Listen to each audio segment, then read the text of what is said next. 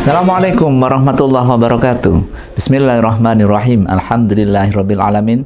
Assalatu wassalamu ala asrofil anbiya wal mursalin sayyidina wa maulana wa habibina Muhammadin wa ala alihi wa sahbi ajmain. Amma ba'du.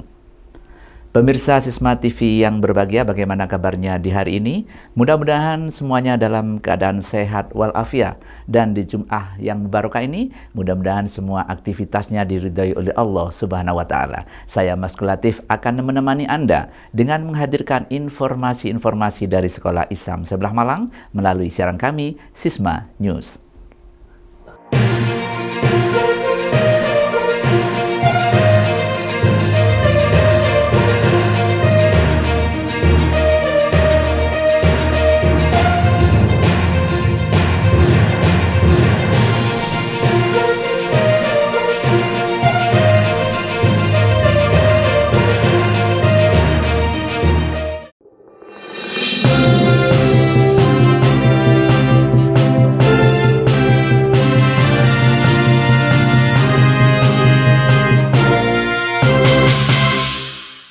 Pemirsa, informasi pertama akan kami hadirkan dari kegiatan pembiasaan menata sandal dan merapikan sandal di masjid. Kebaikan dalam Islam tidak terbatas hanya melakukan ritual ibadah mahdho atau amalan ibadah yang sesuai dalil atau nas agama secara syar'i.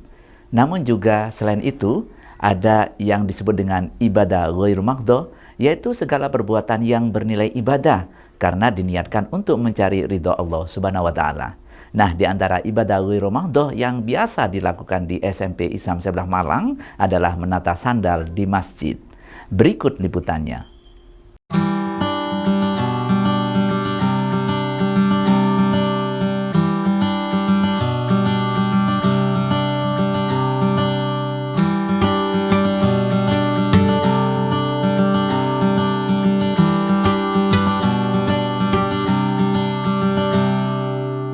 Sebuah kitab yang berjudul Al-Faid Al-Mukhtar li Saliki Thoriq Al-Akhirah, Habib Zain bin Ibrahim bin Smith menjelaskan bahwa memburu berkah melalui sandal seorang wali salah satu amalan yang utama, karena sandal digunakan untuk membawa jasad seutuhnya. Hal serupa ternyata juga pernah dilakukan pada zaman Rasulullah SAW, di mana pada saat itu ada seorang pemuda yang selalu datang ke masjid lebih awal hanya untuk bisa merapikan dan membalik posisi sandal Rasulullah Shallallahu Alaihi Wasallam. Akhirnya Nabi Muhammad Shallallahu Alaihi Wasallam mengetahui siapa yang menata sandal beliau dan mendoakannya agar menjadi orang yang alim dalam ilmu fikih. Tradisi yang baik sebagaimana kisah tersebut telah dijadikan pembiasaan di Sekolah Islam Sabillah Malang, sebagaimana yang setiap hari menjadi pemandangan yang lumrah di saat siswa akan memasuki Masjid Sabillah Al-Irfan untuk melaksanakan ibadah sholat berjamaah atau kegiatan lainnya. Menata sandal ini memang kelihatan suatu hal yang sepele dan ringan, namun sebenarnya sangat besar manfaatnya bagi penyemayan karakter pada siswa, terutama karakter cinta sesama, dan juga dapat meningkatkan sikap disiplin dan ketertiban bagi warga sekolah.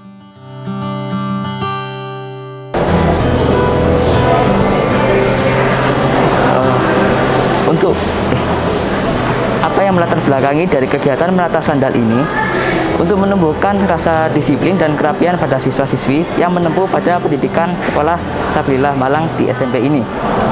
Lalu apa yang tujuan dari kegiatan menata sandal ini? Tujuannya adalah supaya tercipta lingkungan yang positif pada setiap diri anak.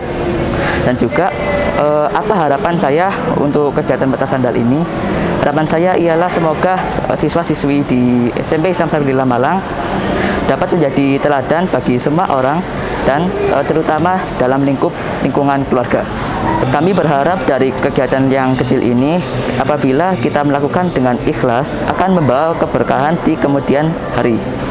Pembiasaan menata sandal kepada Ananda SMP Islam Sabillah Malang mempunyai tujuan yang baik, yakni yang pertama supaya menumbuhkan karakter positif untuk Ananda semuanya.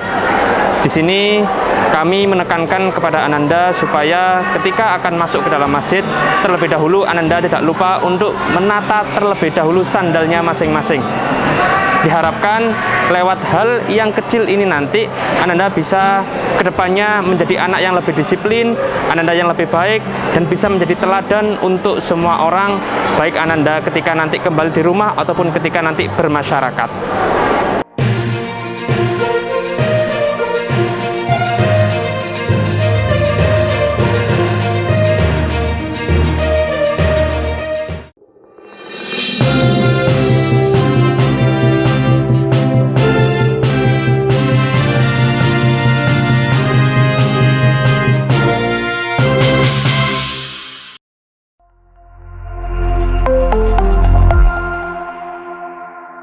Alright, that's it for today. Hope you enjoy our activity. So, what did you learn today? Can you please say to me? Raise your hands. What I learned today is you need to reduce plastic and you can make beautiful things like in the table. So that's what I think. Today I learned that we can reuse plastic by making beautiful creations. I think that we can use plastics and trash into something more useful that we can use every single day. That's great! Give applause, everyone! Alright, see you next week. Bye-bye!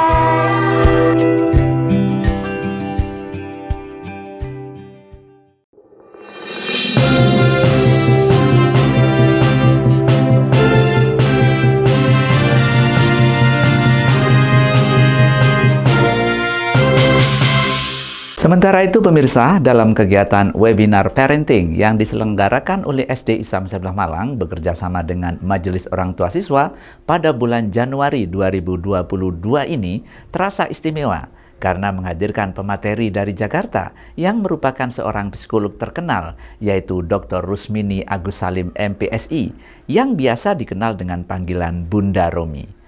Untuk pesertanya pun bukan hanya dari keluarga besar SD Islam Sabilah Malang, tapi juga dibuka untuk umum. Berikut liputannya.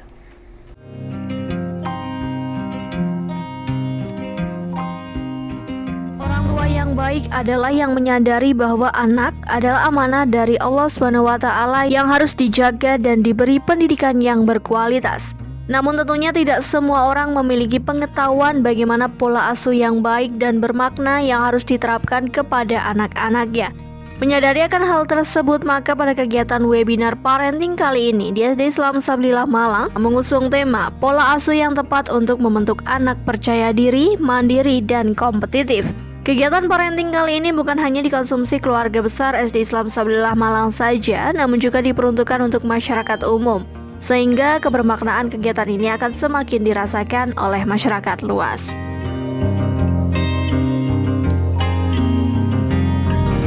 Kegiatan webinar parenting ini merupakan salah satu kegiatan rutin di SD Islam Sabilah Malang dalam rangka menjalin kerjasama yang baik dengan orang tua siswa dalam memberikan layanan yang baik dan bermakna bagi siswa.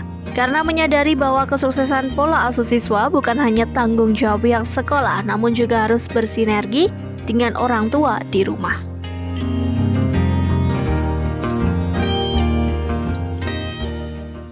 Webinar parenting ini kita mengundang narasumber dari Jakarta, Dr. Rusmini Agus Salim, Magister Psikologi, yang bertujuan untuk selain memberikan materi kepada Bapak Ibu orang tua pentingnya bagaimana cara membentuk anak supaya mandiri, kompetitif, juga mengenalkan SD Islam Sabilah Malang di masyarakat umum.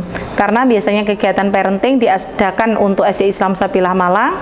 Khusus untuk parenting kali ini, kami membuka pendaftaran untuk masyarakat umum. Alhamdulillah, kegiatannya berjalan lancar, semua peserta yang mengikuti antusias.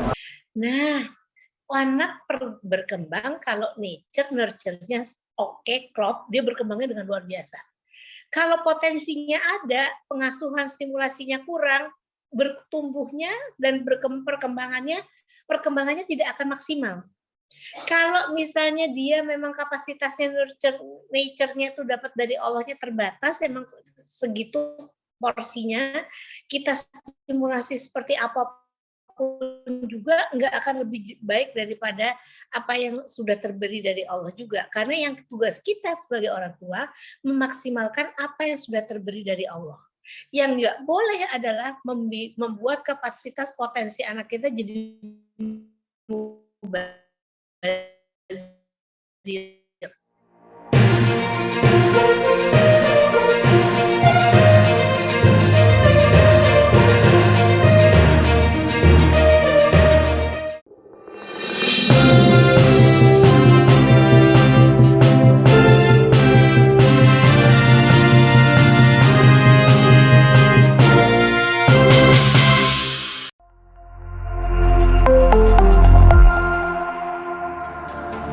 Kegiatan pagelaran Orkestra Simfoni Hasanah Bangsa ini sebagai pertanda produktivitas pembelajaran ekstrakurikuler dengan tujuan untuk memupuk kemampuan berkreasi, kemampuan berekspresi, kemampuan berkolaborasi, dan sekaligus keberanian siswa dan santri Sekolah Islam Sabilah Malang sehingga siap menghadapi kehidupan yang semakin penuh dengan tantangan-tantangan.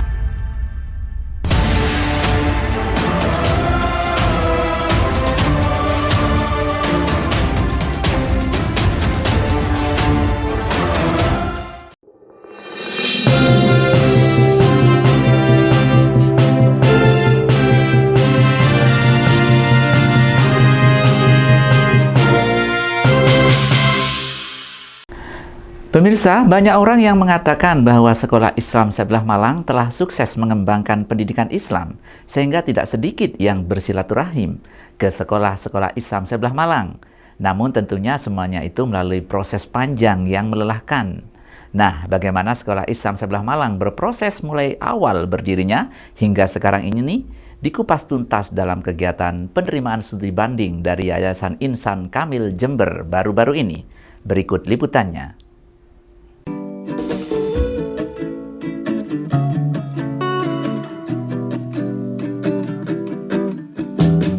Sekolah Islam Sabilah Malang kembali menerima tamu studi banding pada hari Rabu kemarin, yang kali ini berasal dari Jember. Ada 6 orang tamu yang bersilaturahmi dari unsur yayasan dan pengajar di pesantren yang berada di bawah naungan Yayasan Insan Kamil Jember tersebut. Niatan utama mereka adalah untuk berdiskusi bagaimana menyiapkan pendirian lembaga sekolah formal sebagaimana yang di LPI Sabilillah Malang. Kegiatan studi banding ini dirasa sangat bermakna bagi pengurus Yayasan Insan Kamil Jember ini, mengingat mereka mendapatkan banyak informasi bagaimana membangun dan mengelola lembaga pendidikan yang formal. Karena selama ini mereka mengelola lembaga pendidikan non-formal. Yayasan Insan Kamil ini kedepannya akan mendirikan lembaga pendidikan formal. Saya Muhammad Ali Wafa, Sekretaris Yayasan Pondok Pesantren Insan Kamil Darungan, Jubung Sukorambi Jember, mengucapkan terima kasih banyak telah menerima kami untuk studi banding, untuk banyak belajar di SMA Islam Sabilillah Malang Boarding School. Kami banyak menerima ilmu, pengalaman yang kita dapat, yang insya Allah kami terapkan di lembaga kami. Untuk harapannya, harapan kami ingin juga menjadi lembaga kami ingin juga sama profesional seperti halnya di lembaga Sabilillah. Dan untuk pesannya kami harap dari pengurus Yayasan Sabilillah tetap menjalin komunikasi silaturahmi untuk terus berbagi pengalaman yang lebih baik lagi. Pemirsa, jangan kemana-mana karena setelah ini segmen Kalam Mutiara akan hadir menemani Anda.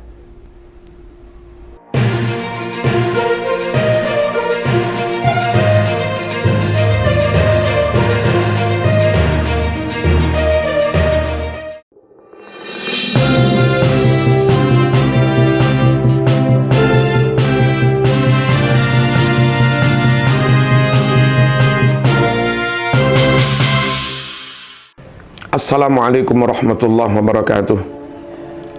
Bismillahirrahmanirrahim. Kaum muslimin, warga Malang, warga Jawa Timur, utamanya warga NU dimanapun berada, mari kita sambut gembira datangnya TV pendidikan digital, TV pendidikan yang dikelola oleh lembaga Sabilillah Kota Malang, yaitu Sisma TV. TV ini konten-kontennya baik, di samping ada konten dakwah, konten-konten kebudayaan, konten keislaman, juga ada konten-konten pendidikan, disampaikan oleh para pakar, disampaikan oleh para doktor yang memang ahli di bidang pendidikan. Mari kita ikuti, mari kita tonton, mari kita simak, dan tentu mari kita ambil hikmah pelajaran dari Sisma TV. Sekali lagi, Sisma TV. Wassalamualaikum warahmatullahi wabarakatuh.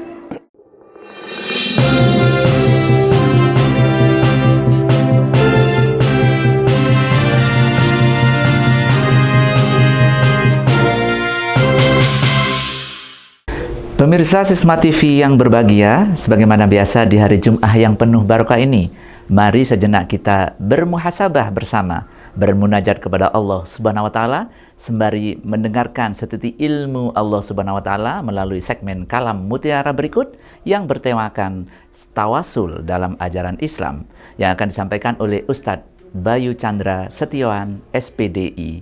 Selamat menyaksikan.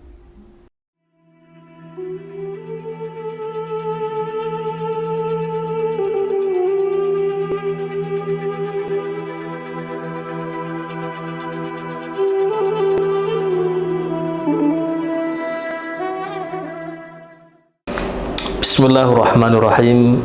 Assalamualaikum warahmatullahi wabarakatuh.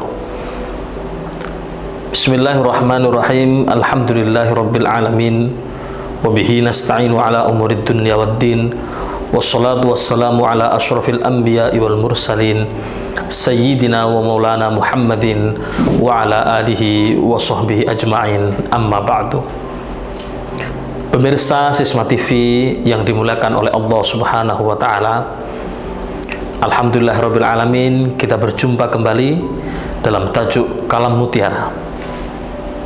Edisi pada kali ini kita akan membincangkan mengenai hukum tawassul menurut timbangan syariat Islam.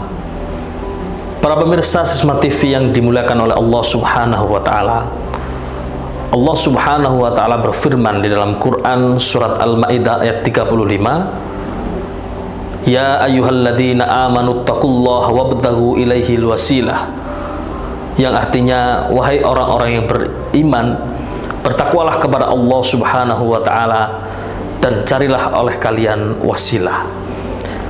Pertanyaannya, apakah yang dimaksud dengan wasilah itu? Wasilah secara sederhana dapat kita artikan sebagai perantara, sarana. Sarana untuk apa? Sarana untuk mendekatkan diri kita kepada Allah Subhanahu wa taala. Apabila kita perhatikan ayat pada surat Al-Maidah ayat 35 tadi, Allah Subhanahu wa taala justru menganjurkan kepada kita semua sebagai orang-orang yang beriman, diseru oleh Allah Subhanahu wa taala, wabtaghu ilaihil wasilah. Carilah oleh kalian semua wasilah, perantara atau sarana yang mendekatkan diri kita kepada Allah Subhanahu wa taala. Para pemirsa Sisma TV yang dimuliakan oleh Allah Subhanahu wa taala, kata wasilah dalam hal ini mengandung makna bahwasanya Allah Subhanahu wa taala memperkenankan, bahkan menganjurkan kepada kita untuk mencari sesuatu yang mampu menjadi wasilah atau perantara kita untuk mendekatkan diri kepada Allah Subhanahu wa taala, apapun itu. Baik itu berupa amal soleh maupun dengan berperantara kepada orang-orang yang memiliki kedudukan dan kemuliaan di hadapan Allah Subhanahu wa taala. As-Sayyid Muhammad bin Alawi Al-Maliki di dalam kitab beliau Mafahim Yajibu an Tusahhah, beliau menjelaskan berdasarkan ayat ini dapat kita pahami bahwa Allah menganjurkan kita untuk mencari wasilah atau perantara dengan sesuatu yang memiliki nilai yang mulia di hadapan Allah Subhanahu wa taala. Baik itu manusia yang masih hidup maupun yang sudah wafat, ataupun dengan amal-amal soleh kita. Dari dalil ini kita dapat menarik suatu kesimpulan bahwasanya bertawassul atau mencari wasilah untuk membawa kita semakin dekat kepada Allah Subhanahu wa taala justru diperintahkan oleh Allah Subhanahu wa taala sendiri, bukan oleh yang lain. Maka dari itu sangat mengherankan apabila di antara kita masih mempertanyakan apa dalilnya tawassul atau apa dalilnya kita mencari wasilah. Padahal di Quran surat Al-Maidah ayat 35 sendiri, Allah sendiri yang memerintahkan kita sebagai orang-orang yang beriman untuk mencari wasilah, memperbanyak mencari wasilah atau perantara yang dapat mendekatkan diri kita kepada Allah Subhanahu wa taala. Para pemirsa Sisma TV yang dimuliakan oleh Allah Subhanahu wa taala, ada kalanya kita mengambil satu wasilah atau perantara berupa amal-amal soleh kita, sebagaimana yang dilakukan oleh masyarakat kita. Kita membaca surat Yasin, atau kita membaca surat Al-Waqiah, atau kita membaca surat Al-Mulk, atau kita membaca istighosah, sholawat, dan zikir-zikir yang lain. Kemudian setelah selesai kita membaca itu, kita menegakkan tangan kita kepada Allah Ta'ala. Ya Allah, terimalah bacaan saya, dan berkat dengan wasilah bacaan Yasin, dengan wasilah bacaan Waqiah, dengan wasilah bacaan surat Al-Mulk saya tadi, saya mohon kepada Engkau. Nah, itu adalah contoh wasilah kita dengan bacaan atau dengan zikir. Atau dengan amal soleh yang lain, kita bersedekah. Setelah kita bersedekah, kita berdoa kepada Allah, ya Allah, terimalah sedekah saya, dan dengan sedekah saya ini saya mohon kepada Engkau, mudah-mudahan Engkau memberikan kesembuhan kepada saya jika memang sakit, atau mudah-mudahan dengan sedekah saya Engkau kabulkan hajat-hajat saya. Itu tawassul, berwasilah dengan amal soleh, bertawassul dengan bacaan Al-Quran, dengan sholawat, dengan zikir, dengan sedekah, dan lain sebagainya. Ada juga yang kedua, dan ini yang sering menjadi permasalahan di tengah-tengah masyarakat, adalah bertawassul dengan orang-orang soleh. Bagaimanakah hukumnya kita berperantara mendekatkan diri kita kepada Allah Subhanahu wa taala dengan orang-orang soleh, orang-orang yang memiliki kedudukan tinggi di hadapan Allah Subhanahu wa taala? Baik itu yang pertama adalah Rasulullah SAW sendiri, maupun para sahabat, keluarga, termasuk juga para ulama-ulama atau yang kita kenal dengan para aulia, para wali-wali dan kekasih-kekasih Allah Subhanahu wa taala.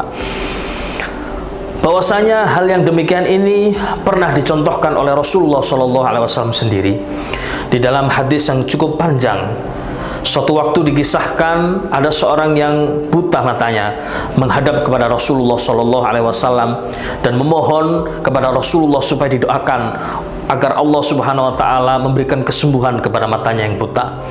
Maka Rasulullah SAW mengajarkan kepada laki-laki tersebut sebuah doa yang kita simak redaksi doa ini. Rasulullah SAW mengajarkan doa kepada laki-laki tersebut, katakanlah, Allahumma inni as'aluka wa atawajjahu ilaika binabiyyika Muhammad nabiyir rahmah.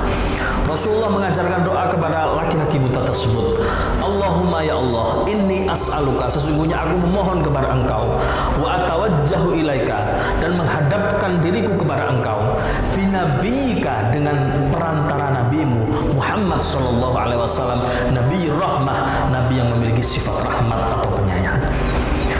Para pemirsa Sisma TV yang dimuliakan oleh Allah Subhanahu wa taala, hadis yang diriwayatkan oleh Imam Al-Hakim ini menunjukkan bahwa Rasulullah SAW sendiri mengajarkan pada orang yang buta itu agar orang yang buta itu memohon kesembuhan kepada Allah Subhanahu wa taala dengan membawa Nabi Muhammad SAW sendiri, dengan membawa kedudukan, dengan berperantara, berwasilah, bertawassul dengan Rasulullah SAW.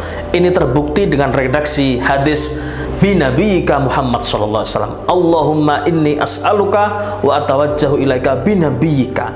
Ya Allah, aku meminta kepada Engkau, aku memohon kepada Engkau, menghadapkan diri kepada Engkau dengan pangkat atau demi kedudukan Nabi Muhammad sallallahu alaihi wasallam. Artinya bahwasanya tawassul sebenarnya sudah dicontohkan oleh Rasulullah SAW sendiri sejak beliau masih hidup. Bahkan beliau sendiri yang mengajarkan kepada seorang laki-laki yang buta untuk memohon kesembuhan kepada Allah Ta'ala dengan bertawassul kepada beliau sendiri. Maka dari itu amat mengherankan apabila ada sebagian dari kita yang masih mempertanyakan apakah tawassul itu diajarkan oleh Rasulullah SAW sendiri. Padahal di dalam hadis sudah jelas dan gamblang bahwasanya Rasulullah tidak hanya membenarkan, bahkan mencontohkan redaksi doa untuk memohon kepada Allah Subhanahu wa taala dengan berperantara atau berwasilah atau bertawassul kepada Rasulullah SAW sendiri. Bahkan diriwayatkan pula dalam sejarah bahwasanya Sayyidina Umar bin Khattab ketika pada masanya tertimpa paceklik yang panjang, hujan tidak kunjung turun, dan pada saat itu Rasulullah SAW sudah wafat. Maka beliau pun menengadahkan tangan kepada Allah Ta'ala, berdoa bersama umat, memohon kepada Allah untuk diberikan hujan, diturunkan hujan dengan berperantara tidak dengan Nabi Muhammad, tapi dengan paman Nabi Muhammad, yaitu Sayyidina Abbas bin Abdul Muttalib. Dan ini dikisahkan di dalam sejarah. Artinya Sayyidina Umar, sahabat Rasulullah SAW pun ketika Rasulullah wafat, beliau tidak terhenti untuk bertawassul bahkan dengan keluarga Rasulullah SAW sendiri, yaitu paman beliau Sayyidina Abbas bin Abdul Muttalib. Hal ini menunjukkan bahwa tawassul ternyata tidak hanya dengan pribadi Rasulullah SAW sendiri, tetapi dengan siapapun yang memiliki kedudukan, yang memiliki sambung dengan Rasulullah dan dengan Allah Subhanahu wa taala, yang memiliki kemuliaan di hadapan Allah Subhanahu wa taala. Para pemirsa Sisma TV yang dimuliakan oleh Allah Subhanahu wa taala, dan begitu pula dengan para kekasih-kekasih Allah Subhanahu wa taala, para aulia, dengan para ulama-ulama baik yang masih hidup maupun yang sudah wafat. Kisah pertama, seorang buta yang memohon kepada Rasulullah menunjukkan bolehnya kita bertawassul dengan seseorang yang masih hidup, karena Rasulullah waktu masih hidup.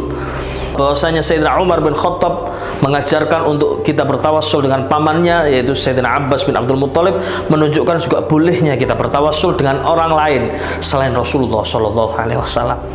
Namun ada pertanyaan di antara kita, apakah boleh kita bertawassul dengan orang yang sudah meninggal? Apakah boleh kita bertawassul dengan orang yang sudah mati? Maka hal ini perlu diluruskan secara akidah, bahwasanya orang bertawassul bukanlah orang itu meminta kepada Rasulullah, bukanlah orang itu meminta kepada Sayyidina Abbas bin Abdul Muttalib, bukanlah orang itu meminta kepada para wali-wali, bukan. Tetapi mereka hanya menjadikan beliau ini sebagai perantara untuk mendekatkan diri kepada Allah Subhanahu wa taala. Karena apabila kita meyakini orang yang sudah mati tidak bisa memberikan manfaat, tidak bisa kita jadikan wasilah untuk mendekatkan diri kepada Allah, dan hanya kepada orang hidup saja seperti yang dicontohkan Rasulullah, maka sesungguhnya kita sudah salah secara akidah di hadapan Allah Subhanahu wa taala. Karena sesungguhnya ketika kita menganggap Rasulullah bisa kita jadikan tawassul ketika Rasulullah masih hidup, tapi tidak bisa ketika Rasulullah sudah meninggal, secara tidak langsung kita sudah meyakini bahwa Rasulullah bisa memberikan manfaat dengan pribadi beliau. Padahal ini menurut akidah adalah salah. Yang bisa memberikan manfaat atau mudarat hanyalah Allah Subhanahu wa taala. Maka kalau orang mengatakan bahwa tidak sah bertawassul pada orang yang sudah meninggal, hanya boleh kepada orang yang hidup, secara tidak langsung dia meyakini bahwa orang yang hidup bisa memberikan manfaat. Padahal tidak ada orang yang bisa memberikan manfaat, bahkan Rasulullah SAW sendiri. Tetapi semuanya hanyalah Allah Subhanahu wa taala. Baik orang yang masih hidup maupun yang sudah wafat, baik dengan amal soleh, tidak bisa memberikan pertolongan semata-mata kecuali atas izin dan atas ridho dari Allah Subhanahu wa taala. Para pemirsa Sisma TV yang dimuliakan oleh Allah Subhanahu wa taala, oleh karena itu kita semua yang telah memiliki tradisi, kebiasaan-kebiasaan yang telah diajarkan oleh guru-guru kita, yang terus bersambung sanadnya hingga sampai kepada para aulia, hingga sampai kepada para pembesar-pembesar, hingga sampai kepada hadratul Rasul sallallahu alaihi wasallam, tidak perlu ragu-ragu di dalam kita bertawassul, baik itu kita tawassul dengan amal soleh kita maupun kita bertawassul dengan orang-orang yang memiliki kedudukan tinggi di sisi Allah taala, baik beliau yang masih hidup maupun yang sudah meninggal. meninggal.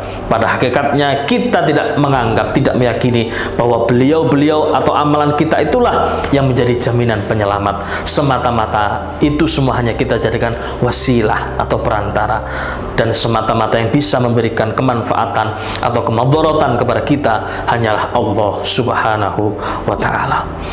Para pemirsa Sisma TV yang dimuliakan oleh Allah Subhanahu wa ta'ala, mudah-mudahan pembahasan mengenai tawassul kita pada pertemuan kali ini semakin menguatkan akidah kita bahwasanya apa yang telah kita lakukan selama ini benar-benar telah sesuai dengan rel syariat yang diajarkan oleh Allah dan Rasulullah Shallallahu alaihi wasallam. Terima kasih. Wassalamualaikum warahmatullahi wabarakatuh.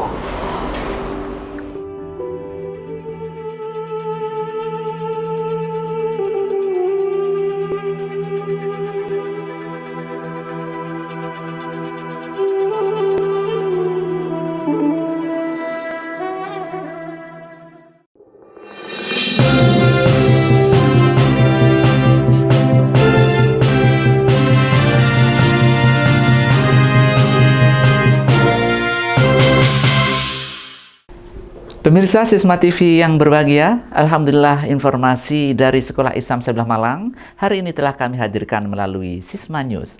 Mudah-mudahan dapat menginspirasi kita semuanya. Saya Maskul Latif beserta seluruh kerabat kerja mengucapkan terima kasih atas perhatian Anda. Tak lupa kami selalu mengingatkan, jaga kesehatan dengan mematuhi protokol kesehatan yang ada. Sisma TV mendidik membangun peradaban dunia. Wallahul muwaffiq ila aqwamit thoriq. Assalamualaikum warahmatullahi wabarakatuh.